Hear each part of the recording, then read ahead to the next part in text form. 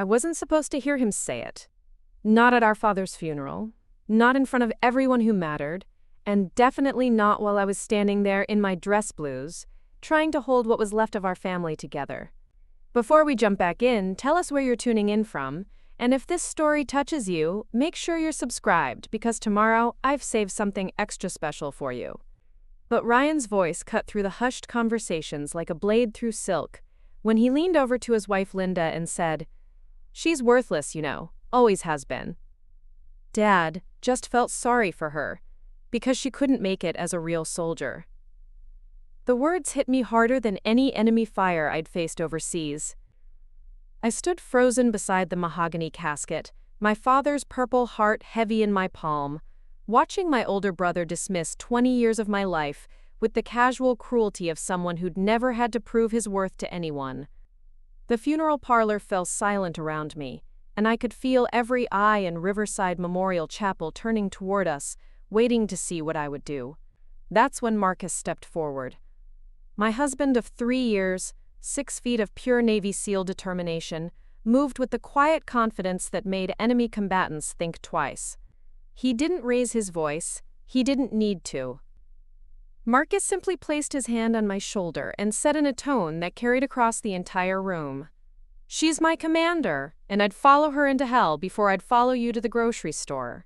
The story of how I got to that moment, standing in a funeral home in Cedar Falls, Ohio, defending myself against a brother who should have been grieving beside me, doesn't start with death. It starts with a little girl who learned early that love in the Patterson family came with conditions, and I never seemed capable of meeting them.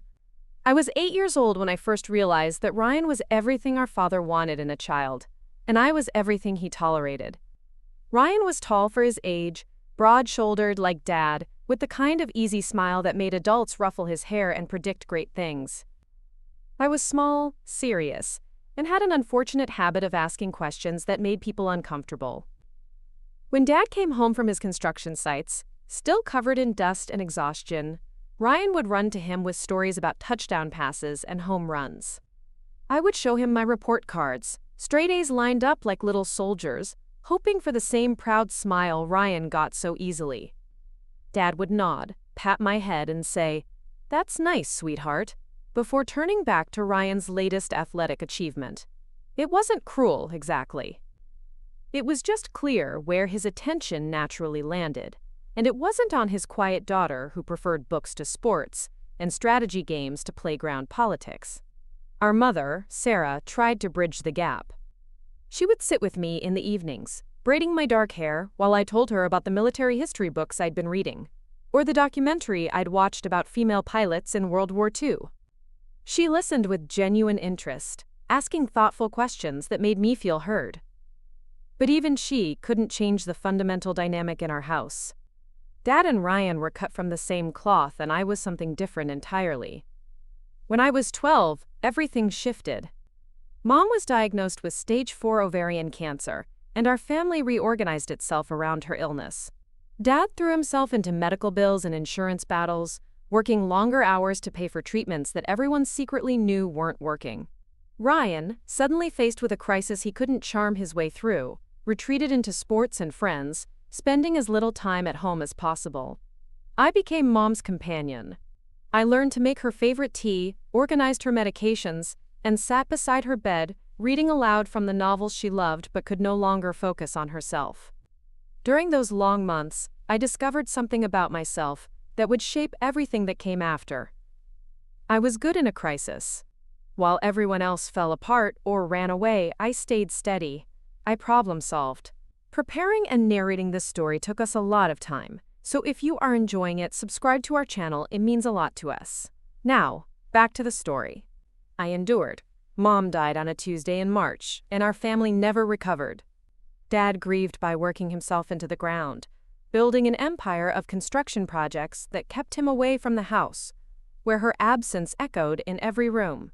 Ryan grieved by becoming even more aggressively normal, throwing himself into high school football and a string of girlfriends who giggled at his jokes and never asked him about anything serious. I grieved by planning my escape. The military had always fascinated me, but after Mom's death, it became my obsession. I read everything I could find about military strategy, leadership theory, and the women who had broken barriers in combat roles. I studied the way successful commanders thought, the way they made decisions under pressure, the way they inspired loyalty in people who were far from home and facing impossible odds. I knew, with the kind of certainty that only comes to teenagers, that this was my path. Dad was not enthusiastic about my plans. When I told him during my junior year that I intended to apply to the Naval Academy, he set down his coffee cup and stared at me like I'd announced my intention to join the circus. "The military isn't a game, Jessa," he said. "It's dangerous work. Real work. Maybe you should think about teaching or nursing instead. Something more suitable." The word, suitable, sat between us like a judgment. I knew what he meant. Something more suitable for a girl who wasn't built like her brother, who couldn't throw a football or intimidate people with her presence. Something safe and predictable, where I could use my brain without putting myself in harm's way. Ryan, who was home for dinner for once, laughed. "Come on, Dad. Jess can barely open a pickle jar. You really think she's going to make it through boot camp?" I excused myself from the table and went upstairs to my room, where I did push-ups until my arms shook and planned my application essay.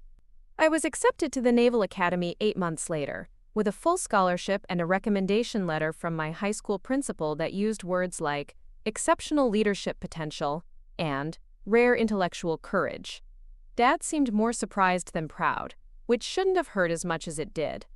Ryan shrugged and said it was probably good that I'd found something to do with my life, even if it wasn't what he would have chosen. Their lukewarm response only strengthened my resolve. I was 18 years old, and I was going to prove to everyone, including myself, that Patterson women were made of stronger stuff than anyone imagined. The Naval Academy was the first place in my life where being small, intense, and relentlessly prepared was an advantage rather than a curiosity. I thrived in an environment where your worth was measured by your performance under pressure, your ability to lead when leadership was the last thing you wanted to do, and your commitment to something larger than yourself. I wasn't the strongest midshipman in my class, or the fastest, but I was among the most determined. My classmates learned quickly that I didn't break easily. During our first-year summer training, when upperclassmen were screaming in our faces and demanding impossible standards, I watched bigger, stronger candidates crack under the pressure. I absorbed every insult, every criticism, every moment of doubt, and used it as fuel. When others complained about the food, the schedule, or the constant evaluation, I reminded myself that this was exactly what I had asked for. This was the test I needed to pass. I graduated 6th in my class and was commissioned as an ensign in the United States Navy. Dad attended the ceremony, looking uncomfortable in his best suit, and shook my hand afterward like I was a business associate rather than his daughter. Ryan didn't come at all. He was busy with his own college graduation, and Linda, his girlfriend at the time, had planned a party that he couldn't miss. I told myself it didn't matter. I had found my tribe, my purpose, my place in the world. The opinion of people who had never believed in me felt less important when I was surrounded by colleagues who respected my judgment and trusted me with their lives. My first deployment was to the Mediterranean, where I served as a junior officer on a destroyer. I loved everything about it, the responsibility, the constant learning, the way problems had to be solved quickly and correctly because lives depended on it. I was good at military life in a way that surprised everyone except me. I understood instinctively that leadership wasn't about being the loudest or the most intimidating person in the room. It was about being the person others could count on when everything went wrong. By my third deployment, I was a lieutenant, leading a team of analysts who provided intelligence support for special operations. That's how I met Marcus. He was a chief petty officer then, a Navy SEAL with 8 years of experience, and a reputation for getting impossible jobs done without unnecessary drama. Our paths crossed during a mission planning session for an operation I can't discuss in detail, but I can say that it required the kind of precise coordination between intelligence and special operations that either works perfectly or fails catastrophically. Marcus was different from the stereotype of special operations personnel. He was quiet, thoughtful, and had a way of asking questions that cut straight to the heart of complex problems. During our briefings, while other team members focused on the tactical elements they would execute, Marcus wanted to understand the strategic picture. He wanted to know why we were going, what success looked like, and what the second and third order effects might be. I found myself looking forward to our planning sessions, not just because the work was challenging, but because Marcus treated me like a colleague whose expertise mattered. He never questioned my authority because of my gender or my size. He evaluated my ideas on their merit and pushed back when he thought I was wrong, which happened more often than I cared to admit. Working with him made me better at my job. The operation was a success, and afterward, Marcus asked if I wanted to grab coffee and conduct an after-action review. What started as a professional conversation about lessons learned turned into a 3-hour discussion about leadership philosophy, military history, and the challenges of maintaining perspective when your work involved life and death decisions on a regular basis. We discovered that we both loved military biography, both struggled with the isolation that came with command responsibility, and both had complicated relationships with families who didn't quite understand what we did for a living. Marcus told me about growing up in a small town in Montana where everyone expected him to take over his grandfather's ranch, and how joining the Navy had felt like betraying a legacy he wasn't sure he wanted to inherit. I told him about Ryan, about Dad's disappointment, about the constant feeling that I was trying to prove something that couldn't be proven to people who would never see me clearly anyway. Marcus listened without trying to fix anything or offer easy reassurances. He just nodded and said, "Family is the hardest mission any of us face." We stayed in touch after that deployment ended. Emails at first, then phone calls, then video chats whenever our schedules aligned. Marcus was deployed to Afghanistan while I was stationed in Norfolk, Virginia, running intelligence operations for the Atlantic Fleet. Our relationship developed slowly, built on mutual respect and shared understanding rather than the intensity of proximity. When Marcus finally asked me to marry him, he did it during a secure video call while he was in Kabul, and I was in my office in Virginia. It wasn't romantic in any conventional sense, but it was perfectly us. He said, "Jess, I want to build something with you that lasts longer than any deployment." And I said yes without hesitation. We were married 6 months later at the base chapel in Norfolk, with a small group of military friends and colleagues in attendance. Dad came, bringing Ryan and Linda as moral support. They seemed bewildered by the ceremony, by Marcus's intensity, by the obvious respect my colleagues showed me. During the reception, I overheard Linda asking Ryan why Marcus would want to marry someone who was gone so much and had such a dangerous job. Ryan's response was telling. Maybe he likes feeling like the normal one in the relationship. It should have bothered me more than it did, but by then I had learned to measure my worth by different standards. Marcus valued my strength, my intelligence, and my commitment to something larger than myself. He didn't need me to be smaller or softer to feel secure in his own masculinity. When we were together, I felt like the best version of myself, someone whose capabilities were appreciated rather than tolerated. Our marriage wasn't easy. Military couples face challenges that test even the strongest relationships. We were both deployed frequently, often to different parts of the world, and we both carried the stress of jobs where mistakes could have fatal consequences. But we had built our relationship on a foundation of mutual respect and shared values. And that proved more durable than the fairy tale romance my brother seemed to think all marriages should be. Marcus understood what it meant to be responsible for other people's lives. He knew the weight of command, the isolation of leadership, and the way military service changed you in ways that were difficult to explain to people who hadn't experienced it themselves. When I had bad days, he didn't try to talk me out of them or suggest that I should consider a career change. He listened, offered perspective when I asked for it, and reminded me that the work we did mattered, even when it felt thankless. By our 3rd anniversary, I had been promoted to lieutenant commander and was leading a team of 40 analysts, supporting operations across 3 different theaters. Marcus had advanced to senior chief and was serving as an instructor at the Naval Special Warfare Center. We were both at the top of our professional games, respected by our peers, and trusted with increasingly important responsibilities. That's when Dad got sick. The phone call came on a Thursday evening while Marcus and I were having dinner in our small house near the base in San Diego. Dad had collapsed at a construction site and been rushed to the hospital in Cedar Falls. The doctors were running tests, but early indications suggested a massive heart attack, complicated by underlying cardiovascular disease that had gone undiagnosed for years. I was on a plane to Ohio 12 hours later, leaving Marcus to handle the logistics of my sudden absence and arrange for his own emergency leave. Ryan met me at the hospital, looking older and more serious than I remembered. For the first time in years, we were just two siblings sitting in a waiting room, terrified that we were about to lose the only parent we had left.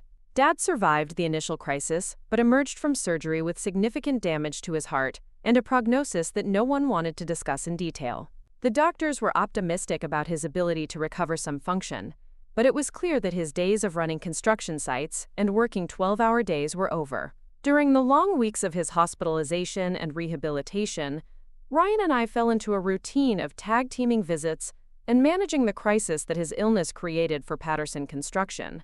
The business that Dad had built over 30 years was suddenly without its driving force, and decisions needed to be made about projects, employees, and contracts that couldn't wait for his recovery. I took emergency leave and threw myself into learning everything I could about the construction industry, project management, and the specific challenges facing Dad's company. It was like learning a new language, but I approached it the same way I approached everything else that mattered. I studied, I asked questions, and I applied the problem-solving skills I had developed in the military to a completely different context. Ryan, meanwhile, seemed overwhelmed by the responsibility. He had worked for Dad sporadically over the years, usually during summers or when he needed extra money. But he had never shown much interest in the business side of construction. His strengths were in relationship building and customer service. Important skills, but not sufficient for managing the complex logistics of multiple simultaneous projects. For 3 months, we worked together more closely than we had since childhood.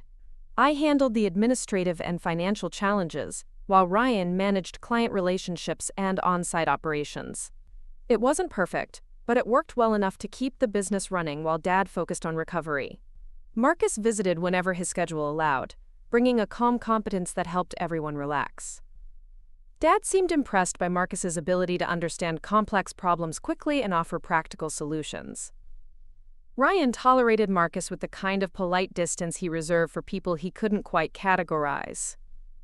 During one of Marcus's visits, Dad asked to speak with both of us privately. He was sitting up in his hospital bed, looking frail but more alert than he had in weeks. His words were carefully chosen, as if he had been thinking about what he wanted to say for some time. "I need to talk to you both about what happens next," he said. "The doctors tell me I'm going to recover, but I'm not going to be the same. I can't run the business the way I used to, and I need to make some decisions about the future." Ryan and I exchanged glances. We had both been wondering when this conversation would happen, but neither of us had wanted to bring it up. "I've been watching how you two have handled things while I've been laid up," Dad continued. "Ryan, you're good with people, and that matters in this business. But Jessa, you have something I didn't expect. You understand how to run an operation. You see the big picture." My heart started beating faster. I could feel Ryan tensing beside me. "I'm thinking about restructuring things," Dad said, "making Jessa the operational manager and Ryan the client relations director. Equal partnership, different responsibilities." Ryan's reaction was immediate and visceral. "Dad, she doesn't know anything about construction. She's never even worked a day on a job site." "Neither did I when I started," Dad replied. "But I learned. And she's already learned more in 3 months than some people learn in 3 years." The conversation didn't go well. Ryan argued that he had seniority, that he understood the culture of the business, that clients expected to work with someone who looked and sounded like a traditional contractor. He didn't say that he thought I was unqualified because I was a woman, but the implication hung in the air between us. I tried to navigate the conversation diplomatically, suggesting that we could work together as we had been, that there was no need to formalize anything immediately. But Dad seemed determined to settle the question of succession, and Ryan seemed equally determined to claim what he saw as his birthright. Marcus listened to the entire discussion without saying a word, but I could see him taking mental notes. Afterward, when we were alone, he said, "Your father sees what I see. You're a natural leader, and you don't back down when things get complicated. Ryan's threatened by that." "He's my brother," I said. "I don't want to threaten him." Sometimes, Marcus replied, being good at something threatens people who aren't as good at it. That's not your fault, and it's not your responsibility to manage. Dad recovered more slowly than anyone hoped. 6 months after his heart attack, he was walking and talking normally, but he tired easily and couldn't handle the physical demands of construction work. He officially announced his retirement and his intention to transition control of the business to his children. The transition didn't go smoothly. Ryan resented taking direction from me, even though Dad had been clear about the new structure. He undermined decisions I made, complained to employees about changes I implemented, and generally made it clear that he viewed my leadership as temporary and illegitimate. I tried to work with him, to find ways to use his strengths while compensating for the areas where he struggled. But Ryan seemed more interested in proving that I couldn't do the job than in helping the business succeed. After 8 months of increasingly tense collaboration, I made a decision that surprised everyone, including myself. I resigned. I called Dad and Ryan into the office on a Friday afternoon and told them that I would be returning to active duty and that Ryan could have full control of Patterson Construction. Ryan looked relieved and triumphant. Dad looked confused and disappointed. "Why?" Dad asked. "Things were going well. The business is more profitable than it's been in years." "Because this isn't what I'm meant to do," I said. "I'm a military officer, not a construction manager. I was happy to help during the crisis, but this isn't my calling." It wasn't entirely true. I had enjoyed many aspects of running the business, and I was good at it. But I had also realized that I didn't want to spend my career fighting for respect from people who should have been my allies. The military wasn't perfect, but it was a meritocracy in ways that family businesses never could be. Marcus supported my decision without question. He understood the cost of staying in a situation where your contributions weren't valued. And he knew that I was happiest when I was challenged by work that mattered to people who respected my abilities. I returned to active duty and was assigned to a position at the Pentagon, coordinating intelligence support for special operations forces worldwide. It was demanding work that required long hours and constant travel, but I loved the complexity and the stakes involved. Marcus was promoted to Master Chief and was selected for the most elite assignments in the SEAL community. For 2 years, Ryan ran Patterson Construction alone. He did well enough to keep the business solvent, but he struggled with the administrative side of operations and lost several major clients who were frustrated by project delays and cost overruns. Dad, who had hoped to enjoy a peaceful retirement, found himself frequently called back to resolve crises and manage relationships that Ryan had damaged. I stayed in touch with Dad through weekly phone calls, but I avoided discussing the business unless he brought it up directly. When he did mention problems, I offered general advice, but made it clear that I wasn't interested in getting involved again. I had my own career to focus on, and I was finally in a position where my capabilities were fully utilized and appreciated. That's when the second phone call came.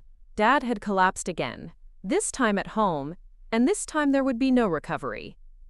Ryan called me at 2 a.m, his voice shaking, to tell me that our father was gone. I was on emergency leave again within hours, flying back to Cedar Falls for the second time in 3 years. But this time there would be no rehabilitation, no gradual transition, no opportunity to fix the things that had been broken between us. There would only be a funeral, a will reading, and the final reckoning of what the Patterson family had become. The funeral home smelled like lilies and old carpet, a combination that would forever remind me of the day I buried my father and discovered just how little my brother thought of me.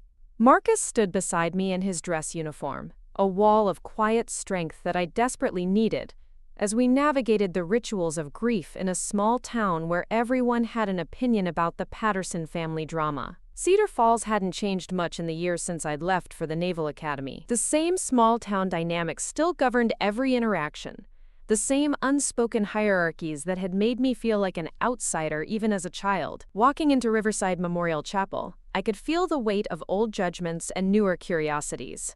I was the Patterson girl who had gone off to play soldier, married some special forces guy, and now thought she was too good for her hometown. Ryan had arrived 3 days before me, taking charge of the funeral arrangements with the kind of decisive authority he had. Never shown in business, he selected the casket, chose the flowers, and wrote the obituary without consulting me about any of it. When I offered to help, he waved me off with a dismissive gesture that was becoming familiar. "I've got it handled, Jess," he said, not looking up from the stack of papers spread across Dad's kitchen table. "You can just focus on showing up." Linda stood behind him, her hand on his shoulder in a gesture of support that somehow managed to exclude me entirely. She had married Ryan 2 years earlier in a ceremony that I had attended via video call from a deployment in the Pacific. They had bought a house 3 streets over from Dad's place and settled into the kind of conventional married life that Cedar Falls understood and approved of. "We know how busy you are," Linda added, her voice carrying just enough sympathy to sound genuine and just enough condescension to make her point clear. "Military life must be so demanding. We wouldn't want to burden you with local details." The dismissal stung, but it wasn't unexpected. Ryan and Linda had constructed a narrative about my life that painted my career as an elaborate form of escapism, a way of avoiding the real responsibilities of family and community. In their version of events, I was the selfish sister who had abandoned her father and her hometown for the glamour of military life, leaving them to handle the unglamorous work of caring for aging parents and maintaining family businesses. It was easier for them to believe that story than to acknowledge that I had built something meaningful with my life, something that mattered beyond the boundaries of Cedar Falls. It was easier to diminish my accomplishments than to examine their own choices, or consider that maybe, just maybe, there were different ways to define success and contribution. Marcus watched these interactions with the careful attention of someone trained to assess threats and develop strategies for neutralizing them. He didn't intervene directly, but I could feel his awareness, his readiness to step in if the situation escalated beyond what I could handle alone. His presence was a reminder that I wasn't the same uncertain young woman who had left Cedar Falls 20 years earlier. I had allies now, people who valued my judgment and trusted my capabilities. The wake was held the evening before the funeral, and the entire town seemed to turn out to pay their respects. Dad had been a prominent figure in Cedar Falls, employing dozens of people over the years and contributing to every charity drive and community project that mattered. People genuinely mourned his passing, and their stories about his generosity and integrity provided some comfort during an otherwise difficult evening. But I couldn't help noticing how differently people interacted with Ryan and me. They approached Ryan with the easy familiarity of shared history and common understanding. They shook his hand, clapped his shoulder, and spoke to him about continuing Dad's legacy and carrying on the family business. Their conversations were about the future, about plans and possibilities. With me, they were polite but distant. They thanked me for my service, expressed vague admiration for my career, and asked careful questions about military life that suggested they viewed it as something exotic and slightly incomprehensible. But no one talked to me about Dad's legacy or my role in preserving it. No one seemed to consider that I might have insights worth hearing or contributions worth making. The difference wasn't lost on Marcus, who spent the evening observing the social dynamics with the clinical attention he brought to mission planning.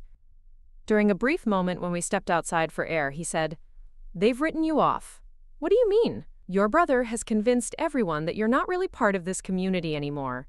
That your military career means you've chosen a different life, and they don't need to consider your opinions or include you in their plans."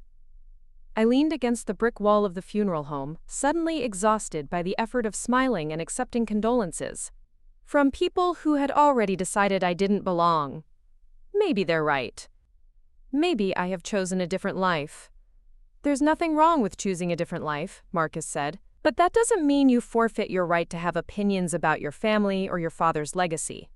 And it doesn't give your brother the right to speak for you or make decisions without consulting you.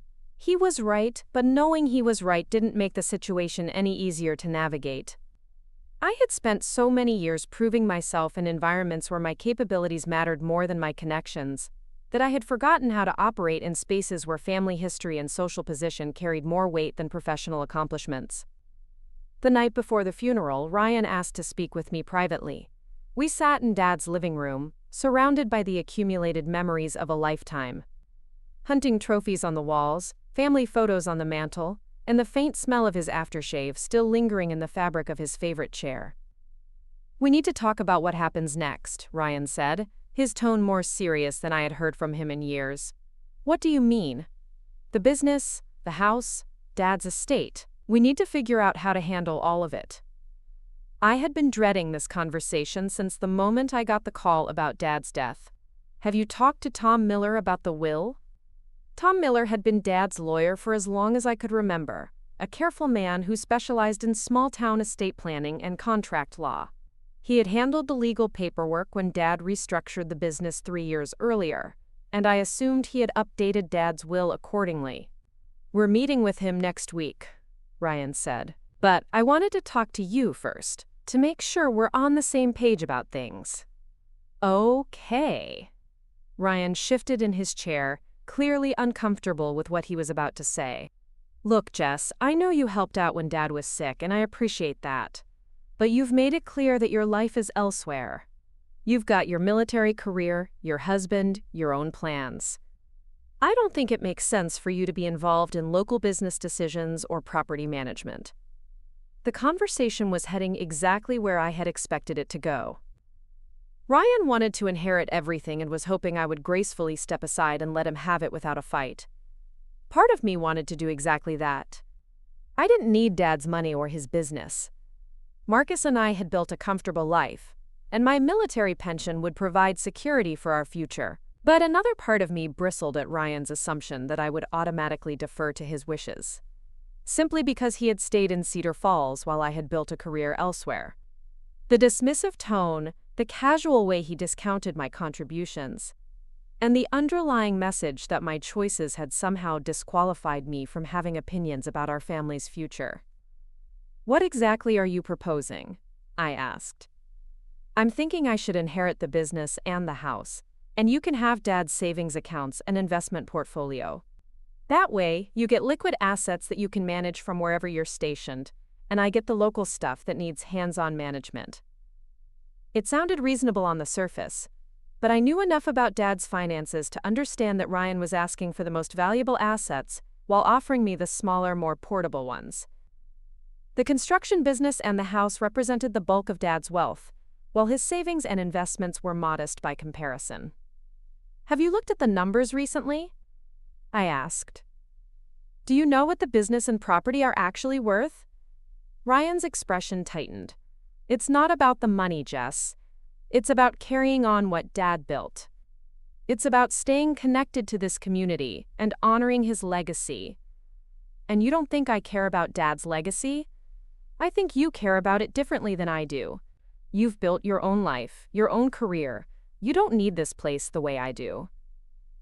There was truth in what he said, but it was truth wrapped in assumptions that made me angry. Yes, I had built my own life and career. Yes, I could be happy and successful without inheriting Dad's business. But that didn't mean I was obligated to make things easier for Ryan by stepping aside and asking for nothing. "Let's wait and see what the will says," I suggested. "Dad made his own decisions about how to divide things. We should respect that." Ryan nodded, but I could see the frustration in his eyes. He had expected me to be more accommodating, more willing to prioritize family harmony over fairness. The fact that I wasn't automatically deferring to his wishes seemed to genuinely surprise him. "Just think about what I said," he added as we prepared to go to our respective bedrooms. "Think about what would really serve Dad's memory best."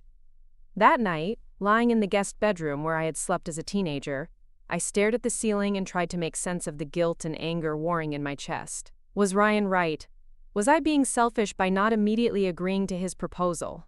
Had my years in the military made me too confrontational, too unwilling to compromise for the sake of family peace? Marcus, lying beside me in the narrow bed, seemed to sense my internal struggle. "You're thinking too hard," he said softly.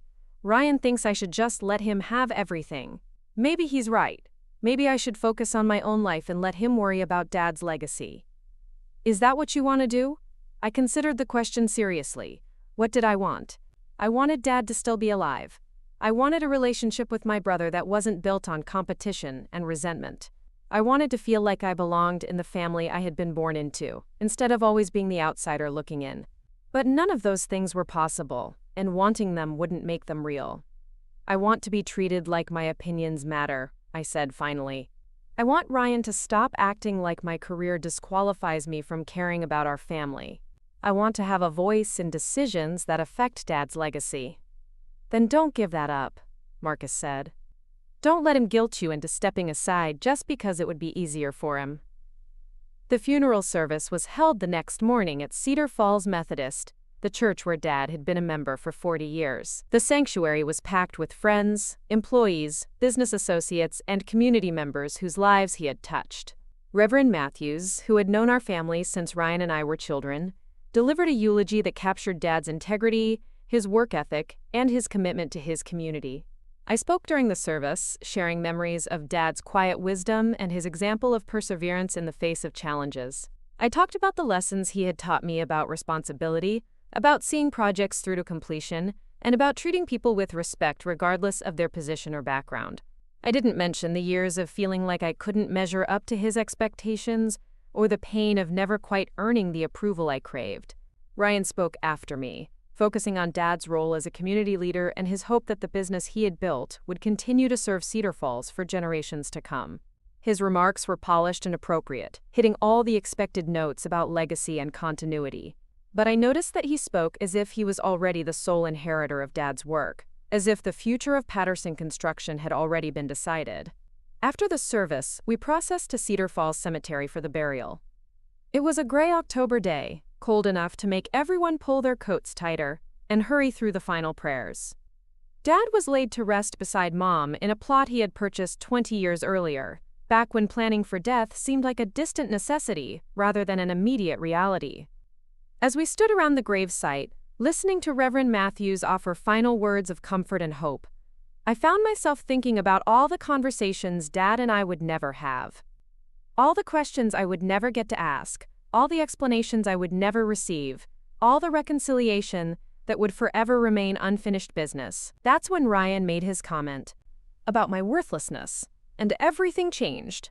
The words came during the informal gathering that followed the burial, as people milled around offering final condolences and sharing memories. Ryan was standing with a group of Dad's business associates, men who had known him for decades and were asking careful questions about the future of Patterson Construction.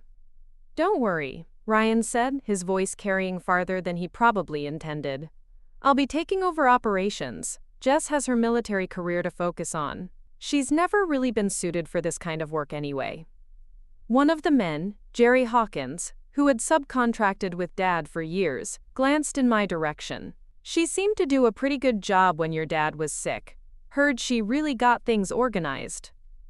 Ryan's expression darkened slightly. "That was just temporary. She was helping out during a crisis, but she doesn't understand the construction business. She's worthless when it comes to the real work of running a company." The word hit me like a physical blow. Worthless. After everything I had accomplished, everything I had proven, everything I had sacrificed to build a career that mattered, my own brother dismissed me as worthless. I felt Marcus stiffen beside me, his hand moving instinctively to my elbow in a gesture of support. Around us, the conversation continued, but I could sense that several people had heard Ryan's comment and were watching to see how I would respond. For a moment, I was 8 years old again, showing Dad my report card and being ignored in favor of Ryan's latest athletic achievement.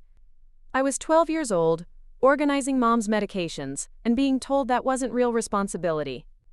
I was 18 years old, announcing my acceptance to the Naval Academy and being told it wasn't suitable work for someone like me. But I wasn't any of those ages anymore. I was a 38-year-old lieutenant commander in the United States Navy, responsible for intelligence operations that affected the safety of personnel around the world. I was a woman who had earned the respect of colleagues who trusted me with their lives and their missions.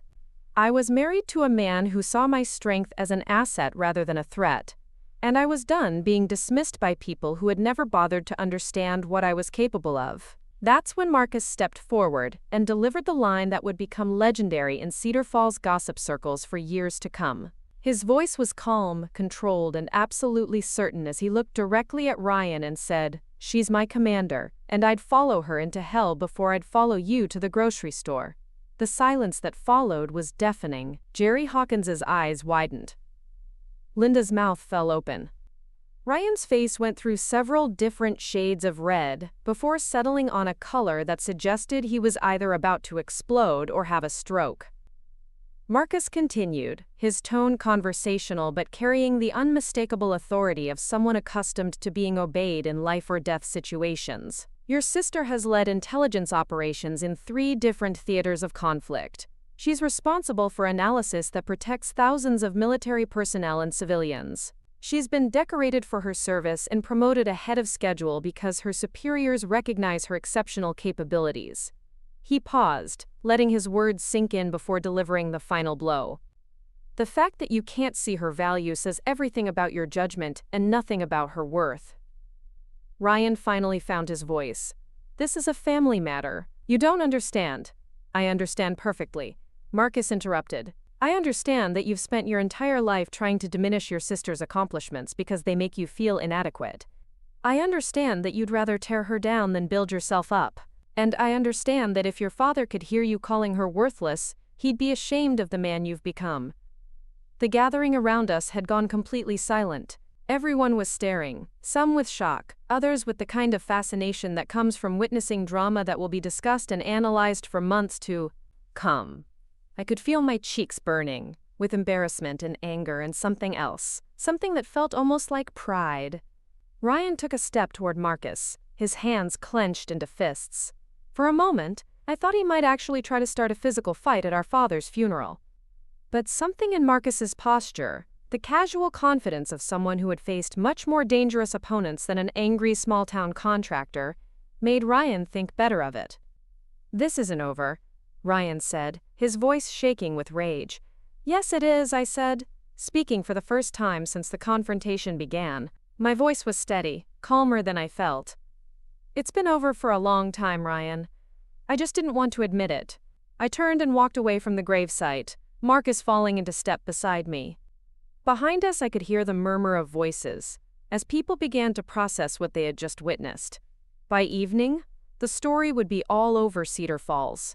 By morning, it would be embellished with details that hadn't actually happened, and motivations that existed only in the imagination of people who thrived on family drama. But I didn't care anymore. For the first time in my life, someone had stood up for me against my brother's casual cruelty. For the first time in my life, someone had publicly acknowledged my worth and defended my accomplishments. For the first time in my life, I felt like I had an ally in the war. One had been fighting alone for 30 years. Marcus drove us back to Dad's house in silence, giving me time to process what had just happened. As we pulled into the driveway, I realized that something fundamental had shifted in how I saw myself and my place in my family. I was done apologizing for my choices. I was done trying to make myself smaller to accommodate other people's insecurities. I was done accepting disrespect from people who should have been celebrating my success, rather than resenting it. The meeting with Tom Miller was scheduled for the following Monday. Whatever Dad's will contained, whatever decisions he had made about dividing his estate, I would face them with my head held high and my husband by my side. I would claim my inheritance, whatever it might be, and I would do it without apology or explanation. Ryan had called me worthless for the last time. From now on, anyone who wanted to be part of my life would have to accept me as I was. A decorated military officer, a capable leader, and a woman who had earned every honor and promotion through her own merit and hard work. I was finally ready to stop fighting for acceptance from people who would never give it, and start building a life with people who already saw my value. It had taken 38 years and my father's funeral, but I was finally free. The call from Tom Miller came at 7 in the morning, 3 days after the funeral. Marcus was already up, going through his morning workout routine in Dad's garage, and I was sitting at the kitchen table with a cup of coffee, trying to work up the motivation to start packing Dad's personal belongings. The phone's shrill ring cut through the quiet house like a blade. Jessa, this is Tom Miller. I hope I'm not calling too early, but I wanted to catch you before you headed back to San Diego. We need to move up our meeting. Can you and Ryan come in this morning instead of Monday? Something in his voice made my stomach tighten. Tom had been Dad's lawyer for over 20 years, handling everything from business contracts to real estate transactions. With the methodical precision of someone who understood that small-town legal work required absolute discretion and unshakable ethics, He wasn't the type to change established plans without good reason. "Is everything all right?" I asked. "Everything's fine, but there are some aspects of your father's estate that are more complex than I initially realized.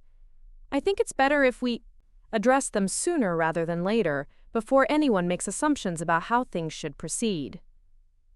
The emphasis he placed on the word, assumptions, made it clear that he had already heard about the confrontation at the cemetery. In a town the size of Cedar Falls, news traveled faster than wildfire, and Tom's law practice kept him plugged into every significant family drama and business dispute that mattered. "What time?" I asked. 10 o'clock if that works for you. I've already reached out to Ryan." I hung up the phone feeling unsettled in a way I couldn't quite define. Tom's tone suggested that Dad's will contained surprises that would complicate an already tense situation. After years of military service, I had developed reliable instincts about when simple situations were about to become complex ones, and every alarm bell in my head was ringing. Marcus found me still sitting at the kitchen table 20 minutes later, staring at my untouched coffee. He had finished his workout and was wearing the kind of quietly alert expression that meant he was processing multiple scenarios and preparing for various contingencies. "Tom Miller called," I said. "He wants to meet this morning instead of Monday. Says Dad's estate is more complex than he initially thought." Marcus poured himself a cup of coffee and sat down across from me. "Complex how?" He didn't say, but his tone suggested that whatever's in Dad's will is going to surprise everyone, including me. "Are you ready for surprises?" I considered the question seriously. After 38 years of feeling like the family outsider, after 2 decades of military service that had taught me to expect the unexpected, after 3 days of watching Ryan treat me like an unwelcome guest at my own father's funeral, I wasn't sure what could surprise me anymore. "I guess we'll find out," I said. Miller and Associates occupied a modest brick building on Main Street, sandwiched between Henderson's Hardware and Mabel's Diner.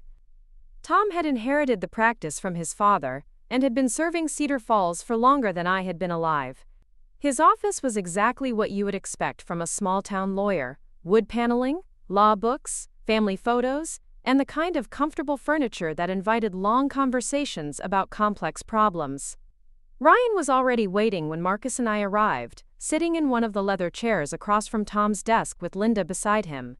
They looked tense and slightly confused, as if they had also been caught off guard by the sudden change in schedule.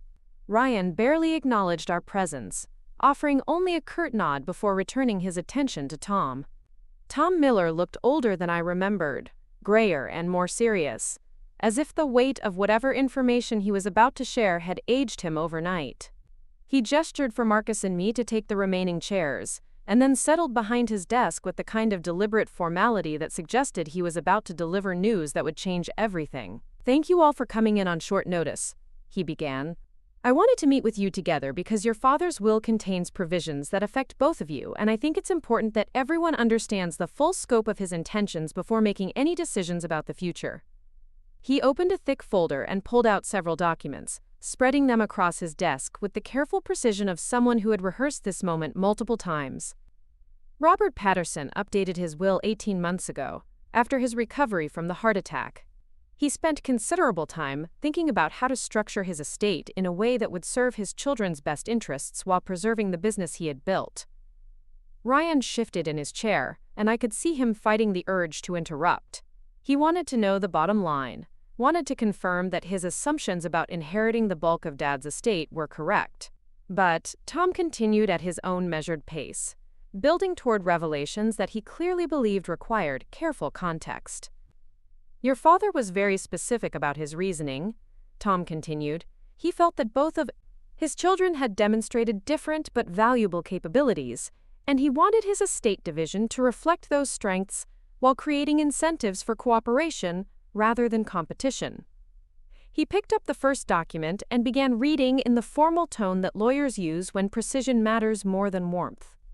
"To my son Ryan Patterson, I leave my personal residence at 1247 Oak Street, along with all furnishings, personal effects, and vehicles. I also leave him 50% ownership in Patterson Construction, with the understanding that his strengths in client relations and community connections are essential to the company's continued success. Ryan's expression shifted from tension to relief. 50% ownership in the construction business, plus the house and everything in it, represented significant value. It wasn't everything, but it was enough to secure his future and validate his assumption that Dad recognized his contributions to the family legacy. But Tom wasn't finished reading. To my daughter Jessa Patterson Carter, I leave the remaining 50% ownership in Patterson Construction, along with full operational control and decision-making authority. I have watched her manage complex challenges with wisdom and skill that exceed my own, and I trust her judgment to guide the company through whatever difficulties may arise. The silence in the office was so complete I could hear the old building settling around us. Ryan's face had gone completely white, and Linda's mouth was hanging open in a way that would have been comical under different circumstances. Even Marcus, who rarely showed surprise, raised his eyebrows slightly at the unexpected turn. "Wait," Ryan said, his voice barely above a whisper. "What does that mean exactly?" Tom set down the will and looked directly at Ryan with the patient expression of someone who had anticipated this exact question. "It means that while you and your sister are equal owners of Patterson Construction, she has final authority over all business decisions. Your father specifically structured it this way because he believed that operational leadership requires a single point of accountability, and he felt that Jessa's management experience made her the logical choice for that role." "That's impossible," Ryan said, his voice growing stronger as the implications sank in. "She doesn't know anything about construction. She's been gone for 20 years. How can she have operational control over a business she's never really worked in?" "Your father addressed that concern in his written explanation," Tom replied, pulling out another document. He noted that leadership skills are transferable across industries, and that Jessa had demonstrated the ability to learn complex systems quickly and manage them effectively. He also pointed out that she successfully ran Patterson Construction for 8 months when he was recovering from his heart attack, and that the business was more profitable during that period than it had been in the previous 3 years. I felt like I was watching this conversation happen to someone else. Dad had given me operational control of the company? The same man who had barely acknowledged my report cards, who had seemed surprised by my military success, who had never quite figured out how to show pride in a daughter who didn't fit his traditional expectations? "There's more," Tom continued, apparently determined to deliver all the surprises at once. "Your father also established a trust fund for Jessa's future children, should she choose to have them. He felt that his military service, and hers, had taught him the importance of ensuring that the next generation would have educational opportunities and financial security, regardless of the choices their parents made." Marcus reached over and took my hand, a gesture of support that helped ground me in the surreal moment. Dad had been thinking about my future children, had been planning for grandchildren he might never meet, had been considering the financial security of people who didn't even exist yet. "How much?" Ryan asked, his voice tight with an emotion I couldn't quite identify. "The trust is funded with $200,000, to be administered by Jessa at her discretion for educational expenses, medical needs, or other purposes that serve the children's best interests." Ryan stood up abruptly, his chair scraping against the hardwood floor. "This is insane. She gets control of the business and a trust fund for kids that don't even exist, and I get a house and half ownership in a company I can't actually run?" "You can run it," Tom said calmly. "You just can't make unilateral decisions about its direction. Your father believed that requiring cooperation between his children would force you both to consider each other's perspectives and find solutions that serve the business rather than individual egos. What if we can't agree on something?" I asked, speaking for the first time since Tom had begun reading the will. "Your father anticipated that possibility. In cases where you and Ryan reach an impasse on significant decisions, the matter goes to binding arbitration, with a panel of 3 local business leaders chosen by mutual agreement. Their decision becomes final and binding on both parties." Linda finally found her voice. "This isn't fair. Ryan has worked for that company his whole life." He understands the culture, the customers, the employees. How can someone who's been gone for 20 years just waltz in and take control? Tom turned to her with the kind of measured patience that suggested he had dealt with similar family dynamics many times before. Mrs. Patterson, your father-in-law spent considerable time thinking about this decision. He wasn't trying to punish anyone or play favorites. He was trying to structure his estate in a way that would give his business the best chance of long-term success while treating both of his children fairly. Fairly? Ryan's voice had risen to a level that was probably audible in the diner next door. She gets operational control, and I get to be her employee? How is that fair? You're not her employee, Tom corrected. You're her business partner. There's a significant difference, both legally and practically. I could see Ryan struggling to process the implications of what he was hearing. In his mind, he had already inherited Dad's business and was preparing to run it according to his own vision and preferences. The idea that he would have to collaborate with me, that I would have final authority over decisions he disagreed with, that his assumptions about the future had been completely wrong, was clearly devastating. But there was something else in his expression, something that looked almost like relief. For all his bluster about wanting to carry on Dad's legacy, Ryan had struggled with the administrative and strategic aspects of running Patterson Construction. Maybe, deep down, he knew that he was better suited to be a partner than a sole proprietor. I need to think about this, Ryan said finally. I need to talk to my own lawyer. That's certainly your right, Tom replied. But I should mention that your father included a provision addressing that possibility as well. If either of you chooses to contest the will or refuses to accept its terms, your share of the business reverts to the other sibling, and the contesting party receives only a nominal cash settlement. The room fell silent again, as everyone processed this final revelation. Dad had anticipated that his decision might create conflict, and he had structured the will to discourage legal challenges that could destroy the business he had spent his lifetime building. He really thought of everything, didn't he? I said, more to myself than to anyone else. Tom smiled for the first time since we had arrived. Your father was a thorough man. He wanted to make sure that his wishes were clear and that his children would have strong incentives to work together rather than against each other. After we left Tom's office, the four of us stood on the sidewalk outside Miller & Associates, none of us quite sure what to say next. The October morning was crisp and clear, the kind of perfect fall day that made Cedar Falls look like a postcard. But the beauty of the setting felt surreal given the magnitude of what we had just learned. Ryan broke the silence first. I can't do this, Jess. I can't work for you. You wouldn't be working for me, I said. You'd be working with me. Same difference. You'd have veto power over every decision I wanted to make. You'd be questioning every choice, second-guessing every judgment call. Maybe I would, maybe I wouldn't, but we'll never know unless we try. Linda stepped closer to Ryan, her arm slipping through his in a gesture of solidarity. We need time to think about this, to talk to our own attorney and understand our options.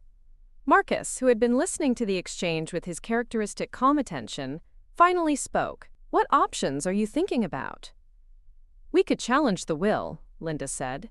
Argue that Robert wasn't competent when he made these changes or that Jessa influenced him inappropriately. The suggestion hung in the air between us like a threat. I knew that Ryan and Linda were within their rights to contest Dad's will, and I knew that such challenges sometimes succeeded, especially in small towns where family dynamics and local politics could influence legal proceedings. But I also knew that a protracted legal battle would destroy any possibility of preserving the business or maintaining family relationships. You could try, Marcus said, his tone conversational but carrying an undertone that suggested he had considered this possibility and prepared for it. But you'd have to prove that a man who successfully ran a construction company for 30 years, who negotiated complex contracts and managed dozens of employees, who recovered from a major illness and continued making sound business decisions for 2 more years, was somehow incompetent when he decided to give his daughter operational control of his company. He paused, letting the implications sink in before continuing. You'd also have to explain why that same supposedly incompetent man was smart enough to include provisions preventing exactly the kind of challenge you're contemplating. Ryan's face darkened. Are you threatening us? I'm explaining reality, Marcus replied. Your father anticipated this conversation and planned accordingly. He wanted his business to survive, and his children to work together. Fighting his will serves neither of those goals. I could see Ryan weighing his options, calculating the costs and benefits of various courses of action. He was angry and hurt, and probably embarrassed that his assumptions about his inheritance had been so completely wrong. But he was also practical enough to understand that a legal challenge would be expensive, uncertain, and likely to destroy the very business he claimed to care about preserving. I need time, he said finally. I need to figure out if I can live with this arrangement. Take all the time you need, I said. But understand that if you decide you can't work with me, I'll respect that choice and buy out your share of the business. Dad's will gives me that option, and I have the resources to exercise it. It was the first time I had mentioned my own financial situation, and I could see Ryan doing mental calculations about what that might mean. Military officers, especially senior officers with specialized skills and deployment bonuses, earned more than most people realized. Marcus and I had been careful with our money, investing wisely, and living below our means. We had the resources to buy out Ryan's half of Patterson Construction without bankrupting ourselves. You'd do that? Ryan asked. You'd push me out of Dad's business entirely? I'd prefer to work with you, I said honestly. But I won't let you sabotage the company because you can't accept Dad's decision. He gave you a choice. Be my partner or take a buyout. Those are your options. Linda whispered something in Ryan's ear, and I could see him considering her advice. Finally, he nodded and looked back at me with an expression I couldn't quite read. Give me 2 weeks, he said. I'll have an answer for you in 2 weeks. We parted ways on the sidewalk, Ryan and Linda heading toward their car while Marcus and I walked back toward Dad's house. The conversation had been civil but tense, and I knew that the next 2 weeks would determine whether the Patterson family business would continue as a partnership or become entirely mine. That evening, Marcus and I sat on Dad's back porch, watching the sun set over the cornfields that stretched toward the horizon. The house felt different now that I knew it belonged to Ryan. More like a place I was visiting than a place I had once called home. How are you feeling about all this? Marcus asked.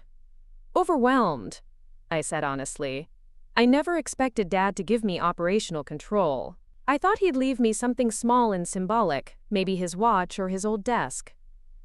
He saw what I see, Marcus said. Someone who makes difficult decisions under pressure and takes responsibility for the consequences. Someone who puts the mission above personal comfort and finds ways to succeed even when the odds are against her. But running a construction company isn't the same as military intelligence work.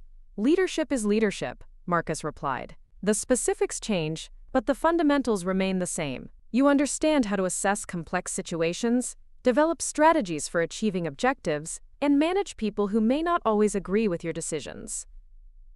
We sat in comfortable silence for a while, both of us thinking about the choices that lay ahead.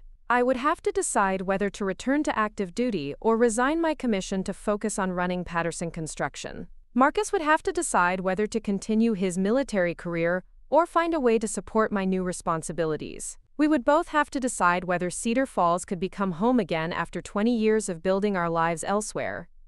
What do you think Ryan will decide? I asked. I think he'll work with you, Marcus said. He's angry and embarrassed, but he's not stupid. He knows that challenging the will is a losing proposition, and he knows that a buyout would leave him starting over at 45, with no established business and no guaranteed income. And if he can't accept working with me, then you'll run the company without him and you'll probably do a better job than he would have done alone. The confidence in Marcus's voice reminded me of why I had fallen in love with him in the first place. He saw my capabilities clearly, without the distortion of family history or gender expectations that had shaped other people's perceptions of me for so long. When he looked at me, he saw a competent professional who could handle whatever challenges came her way. Later that night, lying in bed in the room where I had spent my teenage years, I thought about Dad and the decision he had made to trust me with his life's work. I thought about the 18 months he had spent planning his estate, weighing his options, and deciding how to structure his legacy in a way that would serve his children and preserve his business. For the first time since his death, I felt like I understood something important about my father. He had been proud of me, even when he hadn't known how to show it. He had been paying attention to my accomplishments, even when he hadn't acknowledged them publicly. He had believed in my capabilities, even when I had doubted them myself. The next morning, I called my commanding officer and requested an extension of my emergency leave. There were decisions to make, relationships to rebuild, and a business to learn inside and out. Whatever Ryan decided about working with me, I was going to be ready to honor Dad's trust and prove that his faith in my abilities had been justified. For the first time in my life, I felt like I truly belonged in the Patterson family legacy, not as the disappointing daughter who had chosen an unconventional path, but as the heir Dad had always intended me to be. The phone call came at 11:30 on a Thursday night, exactly 10 days after the will reading. Marcus and I were packing the last of Dad's personal items, sorting through decades of accumulated memories, and trying to decide what Ryan might want to keep and what could be donated or discarded. The house phone's jarring ring cut through the quiet evening like an alarm. I almost didn't answer it. Late-night calls in military families usually meant emergencies, deployments, or crisis situations that required immediate attention.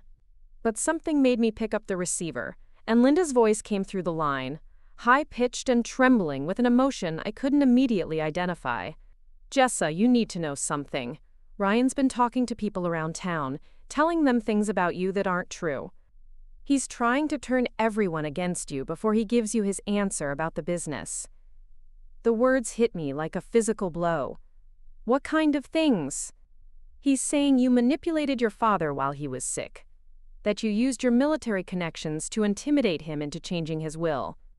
He's telling people that you don't really care about Cedar Falls or the business, that you just want to sell everything and take the money back to California." I sank into Dad's favorite chair, the leather creaking under my weight. "Why are you telling me this, Linda? I thought you supported Ryan's position." There was a long pause before she answered, and when she spoke again, her voice was quieter, more uncertain. "Because I heard him talking to Jerry Hawkins yesterday, and some of the things he said weren't just wrong, they were cruel. He called you manipulative and selfish, and said that your father would be ashamed of what you'd become if he were alive to see it." The accusation stung more than I wanted to admit. After years of feeling like I could never quite earn Dad's approval, the idea that Ryan was now claiming Dad would be ashamed of me felt like a betrayal that went beyond family loyalty into something darker and more personal. "There's something else," Linda continued. "Ryan's been meeting with a lawyer in Columbus, someone who specializes in will contests. He's looking for ways to prove that your father wasn't competent when he made the changes, or that you had undue influence over his decisions." My heart started beating faster. "What kind of evidence is he looking for?" "Medical records, mostly. He wants to argue that your father's heart attack affected his mental capacity, or that the medications he was taking impaired his judgment. He's also trying to find people who will testify that you pressured him into giving you control of the company." I could feel anger building in my chest, hot and dangerous. It was one thing for Ryan to resent Dad's decision, or to question my qualifications for running Patterson Construction. It was entirely another thing for him to attack Dad's memory and my integrity in pursuit of an inheritance he felt entitled to. "Linda, why are you warning me about this? What changed your mind?"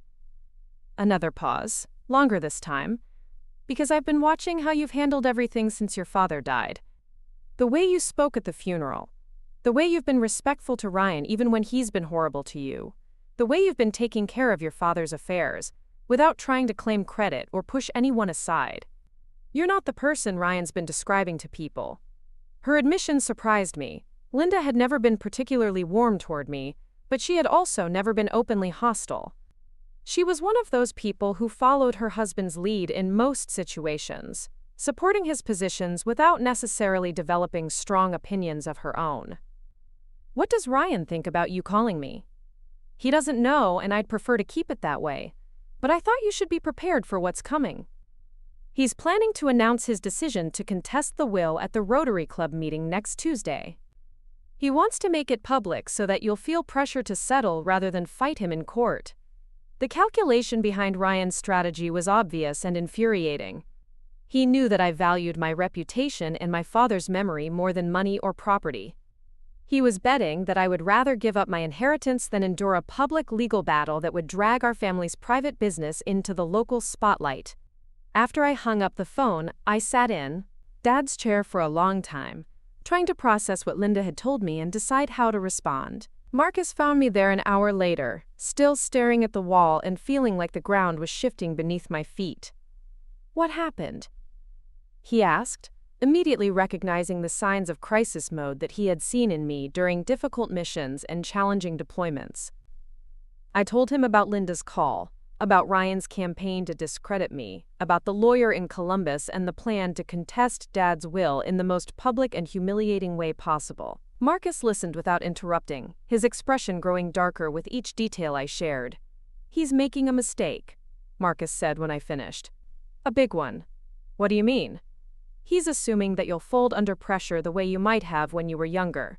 He doesn't understand that 20 years of military service has given you a different kind of backbone. He's preparing to fight the sister he remembers from childhood, not the woman you've become." Marcus was right, but knowing that didn't make the situation any less painful. The idea that Ryan was willing to destroy Dad's reputation and tear apart our family in pursuit of an inheritance that Dad had explicitly chosen not to give him felt like a fundamental betrayal of everything we had been taught about loyalty and respect. "What do you think I should do?" "I think you should beat him to the punch," Marcus said. "Don't wait for him to make his announcement at the Rotary Club. Call Tom Miller tomorrow and find out exactly what legal options you have. Then decide whether you want to fight or whether you want to buy Ryan out and be done with all of this." The suggestion made sense from a tactical perspective, but it also meant accepting that my relationship with Ryan was permanently damaged. As long as we were still in the 2-week waiting period he had requested, there was a possibility that he might come to his senses and decide to work with me. But if I started preparing for a legal battle, that possibility would disappear entirely. "I keep thinking about what Dad would want," I said. "He structured his will the way he did because he wanted us to work together. If we end up in court fighting over his estate, we'll be doing exactly what he was trying to prevent." "Your father wanted you to work together," Marcus agreed. "But he also gave you the tools to protect yourself if Ryan chose to be unreasonable. He included the buyout provision and the challenge deterrent for a reason." That night, I barely slept. I kept thinking about Ryan as a child, about the brother who had shared my room during thunderstorms and taught me how to throw a curveball in the backyard. I thought about the Ryan who had cried at Mom's funeral and held my hand during the worst moments of Dad's illness. That person still existed somewhere beneath the anger and resentment, but I was beginning to understand that he might be permanently buried under years of accumulated disappointment and frustration. The next morning, I called Tom Miller and scheduled an emergency meeting. Marcus and I drove to his office in town, and I laid out everything Linda had told me about Ryan's plans and his meetings with the Columbus lawyer. Tom listened with the grim expression of someone who had seen family disputes destroy businesses and relationships more times than he cared to remember. "I'm not surprised," Tom said when I finished.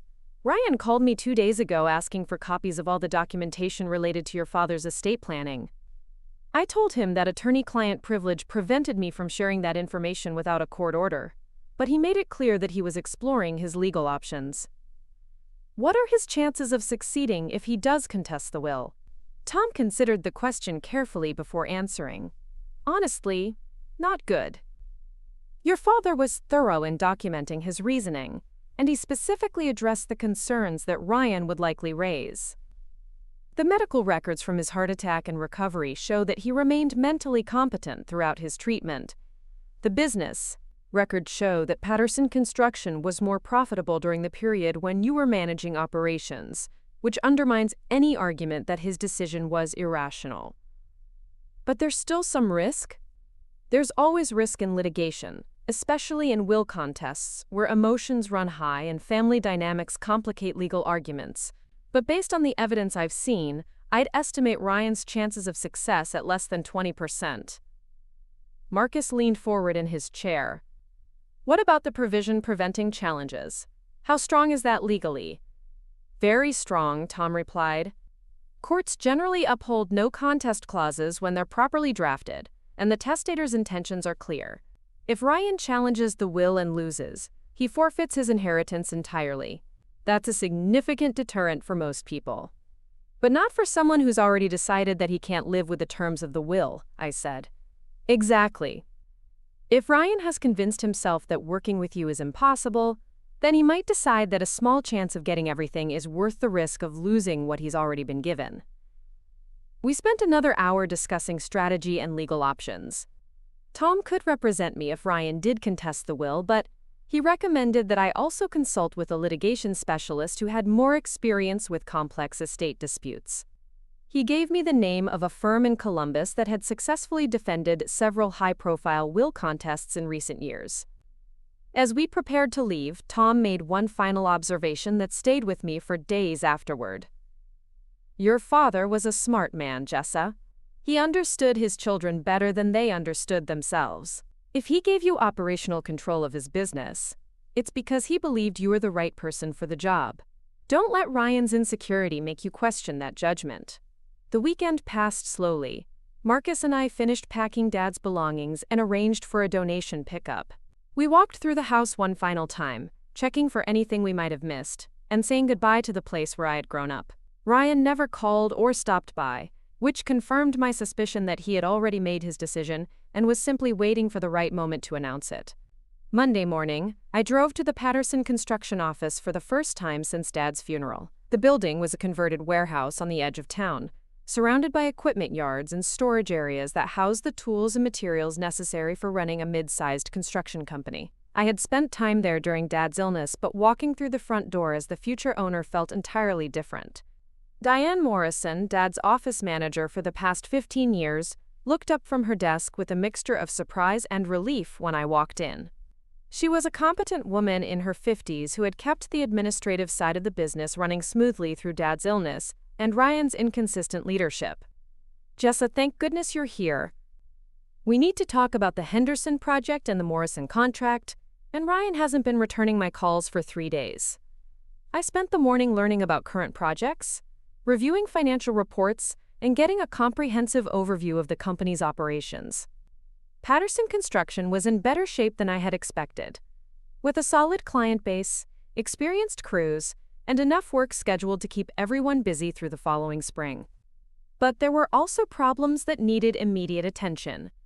The Henderson project was running over budget due to change orders that hadn't been properly documented. The Morrison contract contained penalty clauses that could cost the company significant money if deadlines weren't met. Several pieces of equipment needed repair or replacement, and 2 key employees were threatening to quit if their concerns about working conditions weren't addressed. It was exactly the kind of complex, multifaceted challenge that I had learned to navigate in the military. Each problem was connected to others, and solving them required both immediate action and long-term strategic thinking. By lunchtime, I had developed a preliminary action plan and was beginning to understand why Dad had believed I could run his company successfully. Tuesday morning, I got the call I had been expecting. Ryan's voice was formal and distant when he told me that he had decided to contest Dad's will, and that his lawyer would be filing the necessary paperwork by the end of the week. "I'm sorry it's come to this, Jess," he said, though his tone suggested that he wasn't sorry at all. "But I can't accept a situation where I'm treated like a junior partner in a business that should rightfully be mine." "Dad left you 50% ownership, Ryan. That's hardly junior partner status. 50% ownership with no real authority. You'd have veto power over every decision I wanted to make. That's not partnership, that's supervision."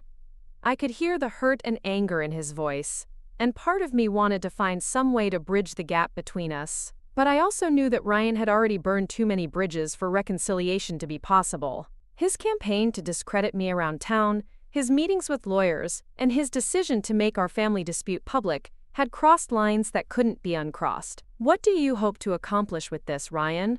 Even if you win, which Tom Miller says is unlikely, you'll have destroyed any possibility of us working together in the future." "Maybe that's for the best," Ryan replied. "Maybe we were never meant to work together." Maybe Dad was wrong about what would be best for the business. After he hung up, I sat in Dad's old office chair and tried to imagine what the next few months would look like. Legal depositions, court hearings, public scrutiny, and family drama that would provide entertainment for Cedar Falls gossip circles for years to come. It wasn't what Dad had wanted when he structured his will to encourage cooperation, but it was the inevitable result of Ryan's inability to accept decisions that didn't match his expectations. That afternoon, I called the litigation firm Tom had recommended and scheduled a consultation for the following week. I also called my commanding officer and requested an extension of my leave so that I could focus on resolving the estate dispute. The military had policies for accommodating family emergencies, and my superior officer was understanding about the complexity of my situation. Marcus spent the day making his own phone calls, talking to contacts in the private security industry about potential job opportunities in Ohio. He was prepared to resign his commission and start a new career, if that's what it took to support my decision to fight for Dad's legacy. "You don't have to do that," I told him that evening. "This isn't your fight." "Yes, it is," he replied. "When I married you, I married into your family and your responsibilities. If your father trusted you to run his company, and if your brother is too stubborn to accept that decision, then we'll do whatever it takes to honor that trust." The next morning, I woke up with a clarity that had been missing since Dad's death. I knew what I needed to do, and I knew why I needed to do it. This wasn't just about inheritance or business ownership or family dynamics. This was about proving that Dad's faith in me had been justified, that his decision to trust me with his life's work hadn't been a mistake. Ryan had chosen to make our dispute public, to attack my character and Dad's memory in pursuit of an inheritance he felt entitled to. He had forced me to choose between fighting for what Dad had left me and walking away to avoid family conflict. For the first time in my life, I was going to choose myself. I was going to fight for my inheritance, defend my father's wishes, and prove that Patterson women were made of stronger stuff than anyone in Cedar Falls had imagined. The battle lines had been drawn, and I was ready for war. The courtroom was smaller than I had imagined, packed with familiar faces from Cedar Falls who had come to witness the final act of our family drama. Ryan sat at the plaintiff's table with his Columbus lawyer, looking confident, but tired after 6 months of legal maneuvering. I sat beside my attorney, feeling the weight of Dad's wedding ring on a chain around my neck, a reminder of what I was fighting to preserve. Judge Harrison had reviewed all the evidence, heard testimony from medical experts, business associates, and character witnesses. Tom Miller had testified about Dad's mental state during the estate planning process. Diane Morrison had explained how the business had thrived under my temporary management. Even Dr. Peterson, who had treated Dad after his heart attack, confirmed that his patient had remained mentally sharp throughout his recovery. Ryan's lawyer had tried every angle: undue influence, diminished capacity, procedural irregularities. But Dad's documentation was thorough, his reasoning clear, and his intentions unmistakable. When the judge read his decision, upholding the will in its entirety, I felt validation wash over me like warm sunlight. "The court finds that Robert Patterson was of sound mind when he executed his final will," Judge Harrison said. "His decision to grant operational control to his daughter reflects careful consideration of both children's demonstrated capabilities. The no contest clause is enforceable, and the plaintiff forfeits his inheritance by bringing this challenge." Ryan's face crumpled as the full impact hit him.